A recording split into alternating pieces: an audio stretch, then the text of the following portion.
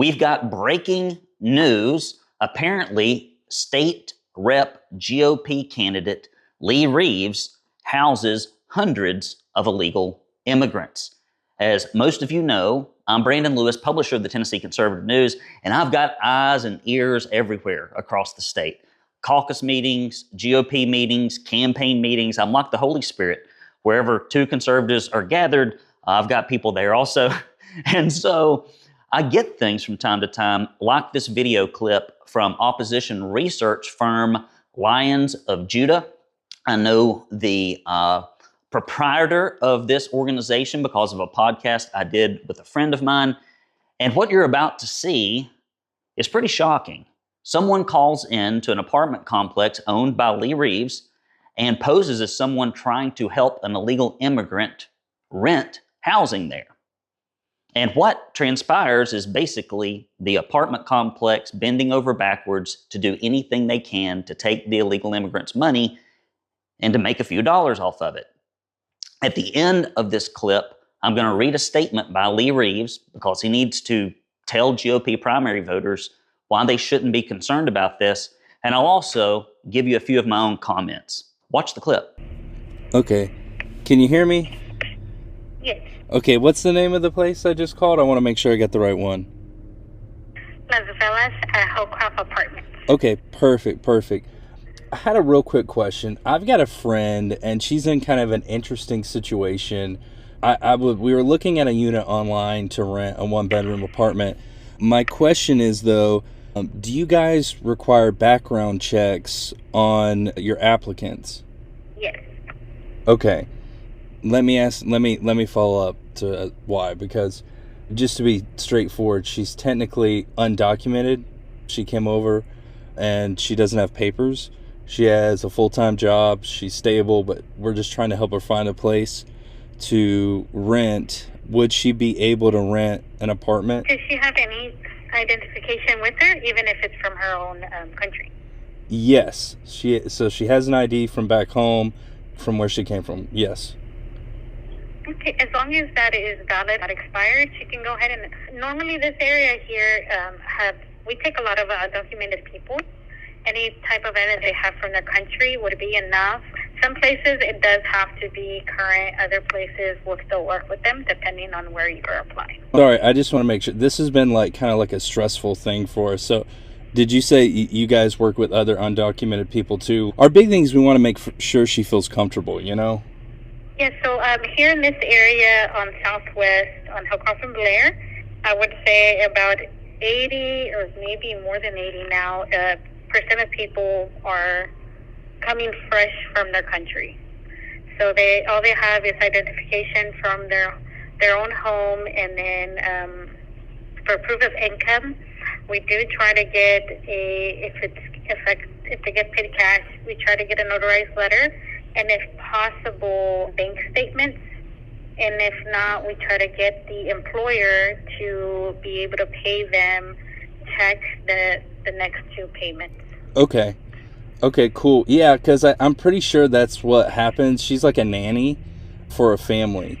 And so I think they could work something out like that. So her name's Maria, and I think she sent an email to you guys about trying to rent a place and called the other day and didn't have any luck. So I thought I would give it a try. So, okay. Yes. Just to recap, so make sure I can explain it to her. Her not having official, status here in the States, technically being undocumented or whatever, isn't a problem as long as she has her ID from where she came from, and then if her employer can pay her with a check this coming one, which I think they do. Yes. So we do have a lot of people that use their identification from their country. Majority of our residents do not have Social Security or IT number, so that would not be an issue. It's just the IT number and the Social Security for us is just to do the credit check to lower deposits. I gotcha. I don't think it's interesting. I don't think the monthly payment or the deposit's a problem for her. I think it's just been the hurdle of finding a place that would work with her like you guys are willing to. So I appreciate that. What was your name again? Okay, cool. Well, I will pass this to Maria, and I will have her probably give you a call, hopefully tomorrow. Okay, sounds perfect. Our line does get busy, so let me also give you our texting number. Okay, This great. one's for calls only. Our texting number is going to be 713.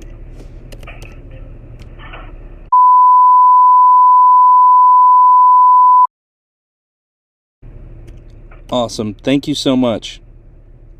You're welcome. Bye. Have a wonderful day.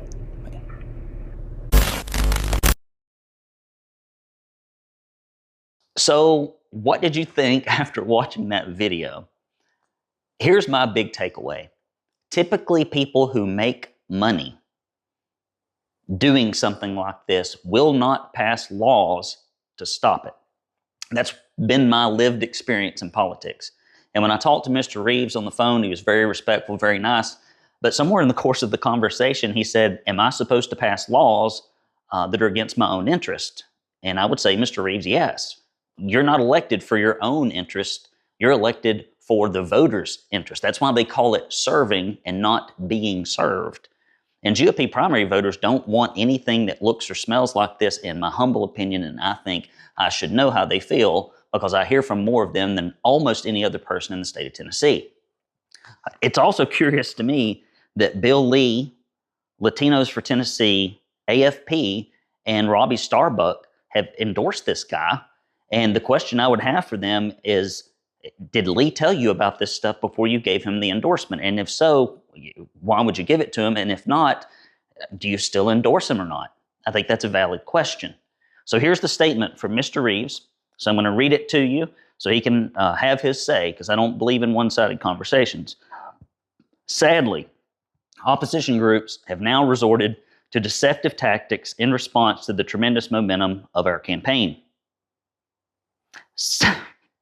I don't believe that's deceptive to tell folks about what somebody does for a living.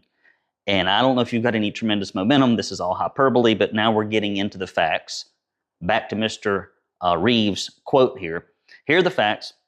I'm one of 22 investors in a business that strictly follows all federal and state laws and regulations. Unfortunately, fair housing laws create legal liability for property owners who attempt to verify immigration status. This situation further highlights why we must use every resource we can to discourage illegal immigration, including protecting and not punishing business owners who seek to be part of the solution. I'm the only candidate in this race who, like President Trump, has made immigration a top priority and who has offered a special plan to demagnetize, rather a specific plan, demagnetize Tennessee to illegal immigrants.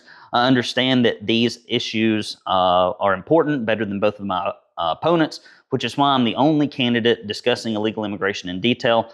I'm ready to be a leading voice in this fight on day one as state representative. This gentleman was also endorsed by Latinos for Tennessee. That's a curious endorsement. I don't know that I've ever seen a conservative get that endorsement. Maybe I'm wrong. I could be wrong. Guys, we're going to have a more detailed story tomorrow. Mr. Vaughn is going to get that out the door to you. And we will have links to documents and information and all that stuff. But I just wanted to get this story out to you now because it is breaking. Before somebody else gets the scoop, it's Brandon Lewis here with the Tennessee Conservative News. Boy, you can't make this stuff up. Guys, pay attention before you vote in these primaries. Our Rhino report is about to come out. We're also going to put out our voter guide. So stay tuned, guys. Stay tuned. Be informed before you pull the lever because there's a lot of shenanigans out there. All right, guys. Love you. Mean it. Brandon Lewis with the Tennessee Conservative News signing off.